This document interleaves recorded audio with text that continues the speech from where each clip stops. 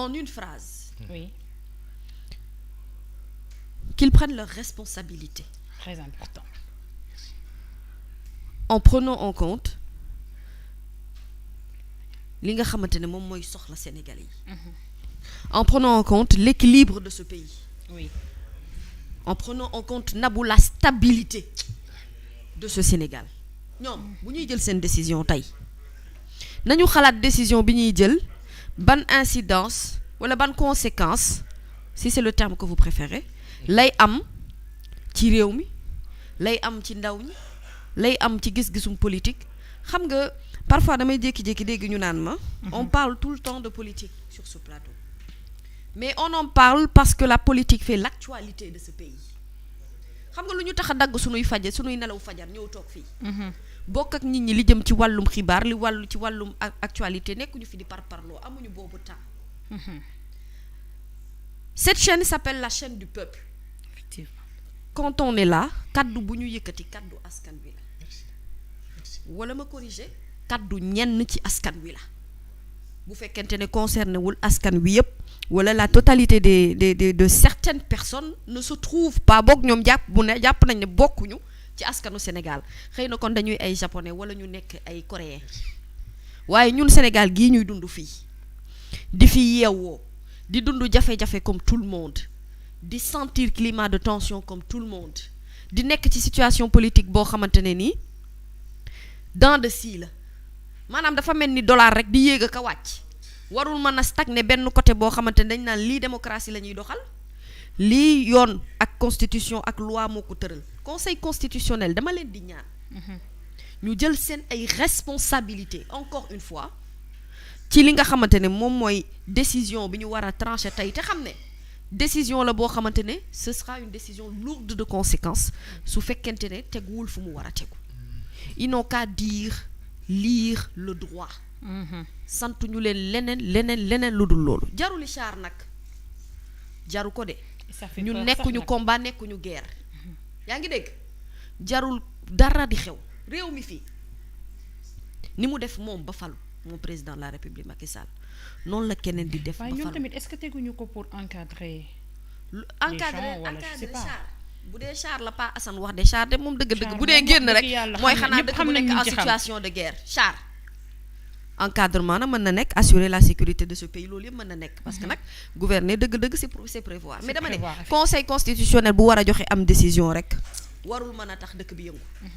normalement bu dee norme rek la ñuy tegal ak yoon bu dëkk bi dara warul fi xew xam nga lu war a xew mooy ñoom qu'ils disent le droit tout en prenant leur responsabilité loolu rek lañ leen santuñu leen merci te day tiitalaate sax nag ndax Poutine moom la génneel waa Ukraine kon buñ ko fi génnee dañuy xaw a tiitaale de Poutine de kuy Poutine lu sax nag nga war a xam ne yow ak Poutine bokku leen fu ngeen juddoo bokku leen fu ngeen màggee Poutine il est seul et unique dans le monde ba pare xoolal il a les moyens de son comportement en fait c'est-à-dire bu amee benn certaine arrogance bi il a les moyens pour ça ñun nag fii yaa ngi dégg li ñuy nekkee ñun dañu koy taqale te sax dañoo amul boobu lu jot wax dëgg yàlla te xoolal on n'est pas dans cette mentalité là on n'est pas dans cette culture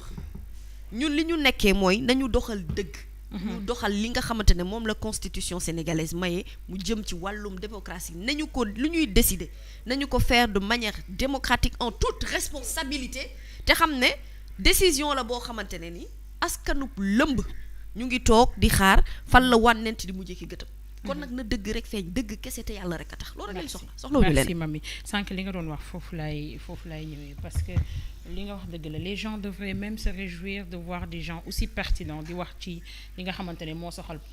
wàllum réew mi on ne parle pas que de politique waaye politique moo ngànk réew mi ci ayu bés yi ñu toll bu leneen ñëwee ca jamono jam xewee daan ci waxtaan il faut se réjouir de voir des gens yu dëggu amul solo ndax xam nga lu tax on ne peut pas plaire à tout le monde ça c'est sûr kenn mënul def ay omelette te doo toju nen ñii kanamu Mami Samba da leen di neex ñii kanamu Pa Assane neex leen ñii Nabou la ñu gën a bëgg ñële soose la ñu taamu adduna noonu la on ne peut pas faire l'unanimité ndagam yonent bu tedd bi sallallahu alayhi wa sallam moo amul unanimité ñun jaam yu simple yi mënuñu ko séntu ci doomu aadama mais en tout cas lii suñu liggéey te tax ñoo toog fii dinañu ko def leneen li ci des ñun loolu bëgg a juñu maa leen ci wóolu de loolu de leer na ma loolu dem leer na ma Pa Assane je pense que Sénégal yàgg nañu bu ñuy toll ci période du toll nii. ñu génne les services d'ordre génne pour pareil quoi mais lan moo tax législative yi war a nekk problème war a nekk danger parce que Macky Sall moo toog Jeune Afrique ne moom mënul imaginer cohabitation parce que ñun léegi ñun dañoo am ab empereur suñu dëkk koo xam ne moom mënul nangu ne moom dafa war a bokk ak ñeneen ñi te Sénégalais yi nekk 65% ci votants yi en 2012 deuxième tour votel Macky Sall 65% de Sénégalais yooyu élection bi ci topp ñëpp xam nañ ne élection yi demee ñëpp xam nañ ne élection yi dañ ko salfaañe dañ ko sàcc loolu moo la dëgg laaj leen suñu kilifa bee juge Kandji nu ngi kaa ziar suñu baay ba baax boobu. mais pourquoi sortir toute cette arsenal ci moment yii nii te jamono jii ñu toll nit ñaa ngi jooy problème insécurité au Sénégal tout à l'heure ñi ma bokkaloon oto duñu ma bàyyi ma wax lu amul dañu romb ci mbedd bi ku yor ñaari jaas yi il faisait des menaces di dóor jaas yi ci mur bi nga bàyyi ba au moment où le conseil constitutionnel doit se prononcer ci lu jëm ci affaire législative yi nga génne ay chars de combat pourquoi. alors je pense que j'étais sur une ligne. boo xam ne ci loolu laa doon dal peut-être. effectivement dafa di toll nañ fa nga xam ne. insécurité bi njëkk mooy ñàkk moo ne ci réew mi. borom jaasi boobu il est désœuvré il est oisiveté ci lay dund boole kook nag mu mel ni man yàlla natt ko mu mel ni man bu doon ko jub tuuti amaana dina am beneen taxawaay dina xam ne yàlla mooy joxe mu am beneen taxawaay. mais damay wax benn affaire. gis naa sécurité publique bi ministère de l'intérieur ñuy wax ne jàpp nañu 15 000 personnes daal soi-disant ci jamono yi yoo xam ni déféré yoo xam ni. fan nañ leen dugal moo jar a laaj. merci beaucoup waaw léeg-léeg bu ñu parce que problème bi aussi nañ ci bàyyi xel fait événement boo am président bi dina bàyyi nangam ci ay prisonniers yoo xam ne dañuy génnaat bàyyi ay criminels bàyyi nañu fi koo xam ne dafa rayoon ñu bàyyi ko mu génnaat rayaat yooyu mais damay wax benn affaire. conseil constitutionnel li Mamy Samb wax su waxee yoon. billaay coow du am yoon laa la wax de. waxuma yoon seen yoon rek te yoon l'expert électoral Ndiaga Sylla wax na ko.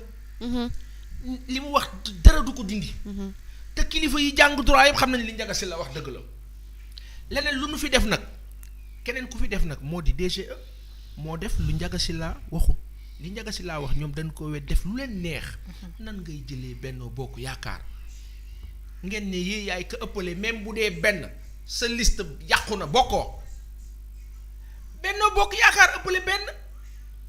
nit ñi wax ko def recours expliqué